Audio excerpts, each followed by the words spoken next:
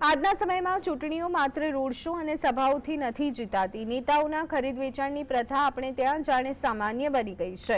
ઉપરથી મતદારોને પૈસાની વહેંચણી કરો એટલે તમે ચૂંટણીમાં જીતના અસલી ચાણક્ય। કચ્છની રાપર નગરપાલિકાની ચૂંટણીમાં ખુલ્લેઆમ મતદારોને 500 રૂપિયાની વહેંચણી કરી અને ભાજપને મત આપવાનું કહેતા હોય તેવો વિડીયો વાયરલ થયો છે, જેમાં કાર્યકર્તાઓ ભાજપનો ખેસ અને ટોપી પહેરી અને પરિવારના સભ્યો દીઠ 500 રૂપિયાનું વિતરણ કરી રહ્યા છે। રાપર પાલિકા વોર્ડ નંબર 1ના રતનપરા વિસ્તારમાં ભાજપે રૂપિયા વહેંચ્યા હોવાનો કોંગ્રેસે આરોપ લગાવ્યો અને જિલ્લા ચૂંટણી અધિકારીને ચૂંટણી આચારસંહિતા ભંગ થતી હોવાની ફરિયાદ કરી।